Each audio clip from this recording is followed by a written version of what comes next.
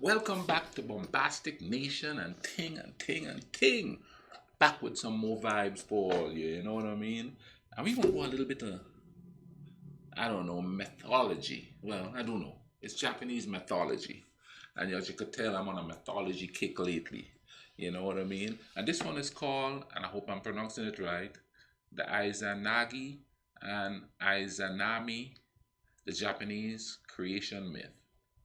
I didn't even know they had a creation myth going on there. You know what I mean?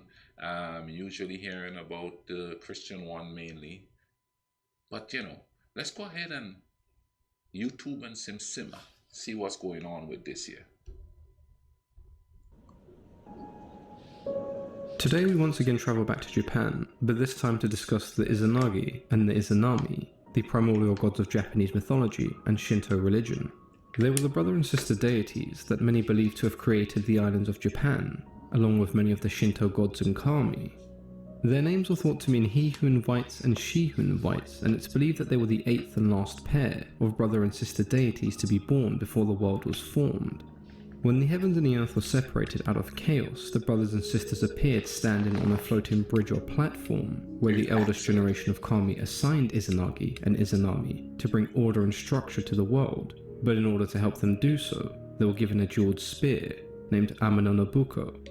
Standing atop of their heavenly bridge, they stirred the oceans with the tip of their spear, and each time they lifted their spear, the droplets that fell would form an island. The first of these islands was the Onogoro-shima, and this would be the island they made their home. When they had established themselves on the island of Onogoro, they decided it was time to start a family, and here's where the story gets a tad weird. The marriage ceremony itself involved circling around a sacred pillar, with both gods moving in opposite directions and saying what would equate to a modern day I do. But it was the Izanami who spoke first during this ceremony, which was considered incorrect at a time when women taking initiative in Japan was frowned upon. As a consequence to the Izanagi not speaking first during the wedding ceremony, when his wife eventually gave birth to their first child, that child was horribly misshapen with no bones in his body, which led to him being referred to as the leech child. Unfortunately, that child was placed on a boat and abandoned to float away. This child was known as Hiruko, and he would become a patron of fishermen and one of the 7 deities associated with good fortune. Their second attempt at having a child was just as unsuccessful as their first, and when they eventually consulted with the elder kami, they decided that their marriage ceremony would have to be performed once again. The second attempt at the marriage ceremony was performed correctly, and Izanami gave birth to hundreds of kami and many of the principal islands located in Japan. Giving birth to so many deities eventually took its toll on Izanami. She gave birth to the kami of the seas, the mountains, the wind, and the trees. The earth itself began to take shape, but when she eventually gave birth to Kakatutsi, the kami of fire, she was badly burned. Many more deities would be born from her tears as she cried out in pain, but the injuries she sustained were too severe, and she would eventually die. Following the death of his wife, Izanagi took it upon himself to avenge Izanami.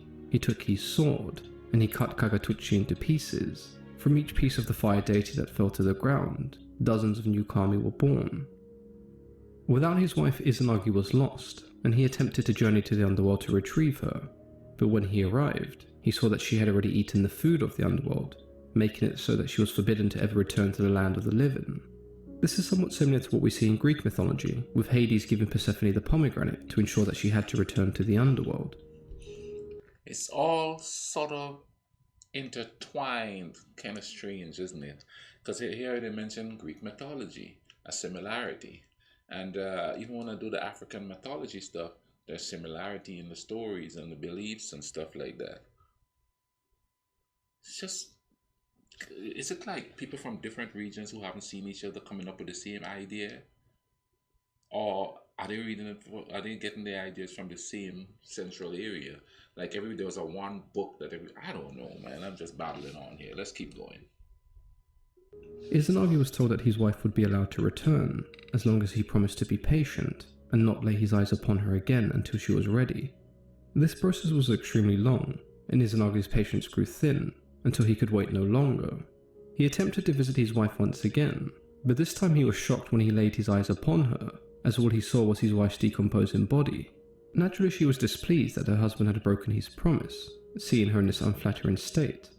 He would eventually be chased out of the underworld by the 8 Thunders, and in order to stop his pursuers, he threw down his stick in their path, creating the two gods associated with the road, Shimata no Kami and Yashimata Hiki, often referred to as Dosujin, a name given to deities who are thought to protect travellers. This part of the story does resemble another Greek myth, the story of Orpheus, the musician who was told that he could return his wife from the underworld as long as he did not look back at her until they reached the land of the living. Much like Izanagi, he was unable to do so, gazing upon his wife and breaking the promise he had made. When Izanagi had finally reached the land of the living, he decided that he would block the entrance of the underworld with an enormous stone. In order to cleanse himself from the darkness and impurities that he had encountered whilst in the underworld, he performed a ritual in a nearby river. It was during this ritual that many of the Shinto gods were born, from the impurities being washed from Izanagi's body. Izanagi and Izanami were amongst the oldest deities in Japanese mythology and Shinto religion, and they were often held accountable for the creation of the world and many of the deities that existed. If you do have any stories or different variations relating to the Izanagi and the Izanami, then feel free to share them with me in the comments below. But as always, I've been your host, Mythology and Fiction Explained. Wow. Underlying theme, people. There are similarities in the mythologies. We tend to think that we always have an original idea, don't we? But sometimes we are proven wrong. Dismally wrong. Anyway, thank you all for tuning in, man. Thank you all for watching this video with me and thing. I enjoy these videos, Maybe some of you all will enjoy them too, But go ahead and subscribe. Hit the notification button so that you know when I'm putting out videos. Also, drop a virgin some likes and thing, you know what I mean? Drop a virgin a little like and thing. And the link for this video is in the description. That's where I will put it for you. But treat each other right, man. Show, like I always say, show some compassion. You know what I mean? Be kind to your fellow man. Be respectful. That seems to be lacking a lot these days. And it's not hard to do. It's really easy to do. Just look at each other as human beings and thing. You know what I mean? Make life cool runnings, alright?